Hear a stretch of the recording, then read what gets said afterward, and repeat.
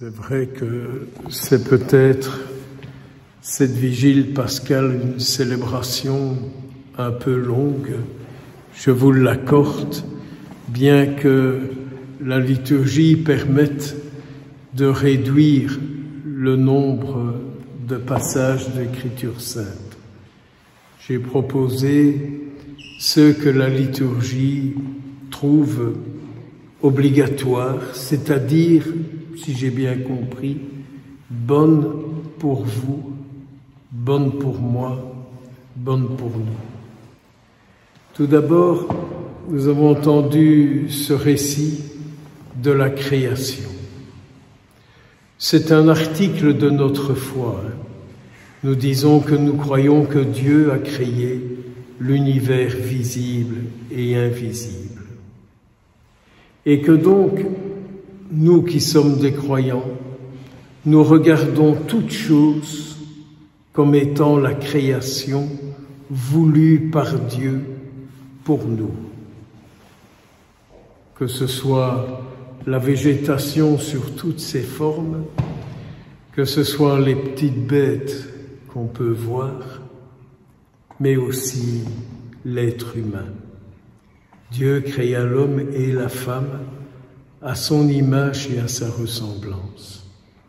Et donc, il nous invite à nous respecter les uns les autres et à nous regarder, non pas si on est beau ou moche, grand, gros, petit ou mince, vieux ou jeune, mais à nous regarder comme créatures voulues par Dieu dans ce monde d'aujourd'hui.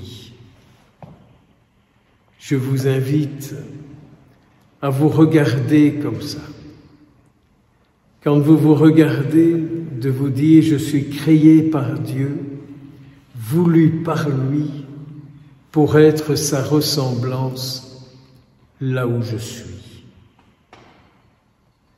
Je sais que nous vivons dans un monde qui nous trouve moches, parce qu'on avance en âge, parce qu'on a des cheveux gris, parce qu'on a des infirmités, parce qu'on a une musculation qui relâche et tout le reste. Pour Dieu, c'est pas ça qu'il regarde. Il regarde et il désire que nous vivions comme hommes, femmes, créés et voulus par lui.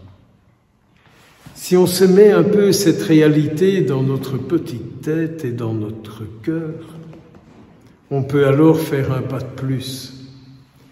Et on peut alors dire au Seigneur, « Tu sais ce que je souffre, tu sais ce que je vis comme difficulté, tu connais mes dépendances, tu connais mes souffrances, tu connais mes drames. » Et Dieu n'est pas un psy qui nous invite à tourner dans la casserole sans arrêt pour réactiver toutes nos peines et nos souffrances, mais Dieu dit « Je vais te sortir de là, je vais te sortir de là. » Et sur cette route que tu vas prendre, je mettrai, vous avez remarqué ce livre de l'Exode, et je mettrai mon ange derrière toi, afin que tu puisses continuer ton chemin en ayant la certitude que c'est moi qui te guide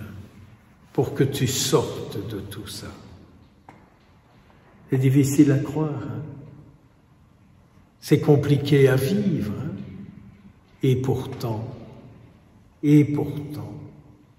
comme il nous est difficile de prendre la main de ce Dieu qui nous conduit d'un grand mot de notre Égypte vers notre terre promise. Dieu ne vous abandonne pas. Il désire vous sortir de votre Égypte, et moi avec, pour nous conduire vers notre terre promise. Si nous pouvons retenir ça, prier cette vérité, nous en souvenir, la méditer avec les moyens qui sont les nôtres, mais aussi avec sa grâce, nous trouverons le chemin de la libération, de la délivrance, de la vie. Et puis, c'est pas encore tout. Ce passage du livre d'Ézéchiel, Ézéchiel parle de Dieu et de Dieu qui dit « Mais je verserai sur vous une eau pure et vous serez purifiés. Je verserai sur vous une eau pure et vous serez purifiés. » N'est-ce pas l'eau de notre baptême, ce baptême que dans quelques minutes, nous allons, vous et moi, renouveler. Nous souvenir que le jour de notre baptême, nous avons été plongés dans la mort et dans la résurrection du Christ. Et que notre vie n'est pas notre mort, mais que notre vie est Jésus ressuscité. Que notre vie n'est pas de regarder notre mort, mais que notre vie est de regarder le ressuscité. C'est pas pour rien si Saint Paul, dans un autre passage d'Écriture, insiste autant et qu'il dit « marchez », le regard fixé sur Jésus-Christ. Alors vous voyez, qui ressuscite Jésus aujourd'hui? C'est vous, c'est moi, c'est nous. Il est facile de dire, comme disent les enfants catéchèses, « Il est ressuscité, mon Père, il est partout avec nous. » Ah oui, ça, ces trucs de catéchisme, c'est très bien. Le vivre, vivre, vivre, le Christ ressuscité qui est sauveur. Alors je comprends que ces pauvres femmes, Marie-Madeleine et les autres, elles vont au tombeau et elles se disent « Mais quel drame! Je ne peux pas m'imaginer vivre sans lui. Si je vis sans lui, je retombe dans mes misères, je retombe dans mes souffrances, je retombe dans mes dépendances, je retombe dans mes drames. » Et c'est vrai que chaque fois que le Christ sort de ma tête ou de mon corps, je suis prêt à tout et à n'importe quoi. Mais peut-être que je suis le seul à être comme ça. En vous disant ça, je ne peux que dire au Seigneur, si c'était vrai que j'étais le seul à être comme ça. Alors, vous avez remarqué peut-être ces quelques petites paroles remarquables que l'ange dit aux femmes, vous n'avez pas à vous tracasser. Vous n'avez pas à vous tracasser. Vous êtes là pour le rechercher. Vous n'avez pas à vous tracasser. J'espère qu'aujourd'hui, cet après-midi, en cette vigile de Pâques, nous sommes ici pour lui. Si on n'est pas ici pour lui, on risque de s'embêter, de s'emmerder et de n'avoir qu'un désir, que ça finisse le plus vite possible. Mais si on est ici pour lui, il sera ici avec nous.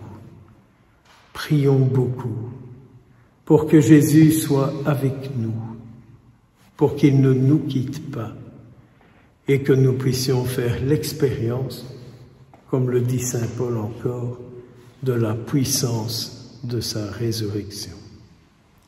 C'est ce que je vous souhaite à tous, de faire aujourd'hui l'expérience de la puissance de sa résurrection.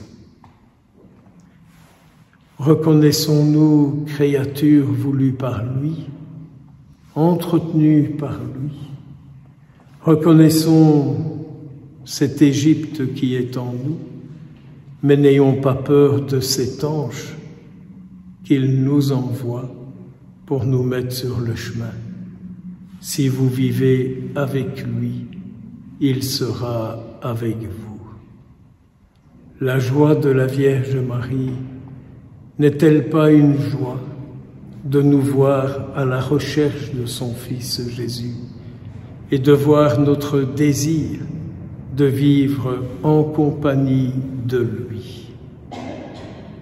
Que les bénédictions du ciel descendent sur nous tous, au nom du Père et du Fils et du Saint-Esprit.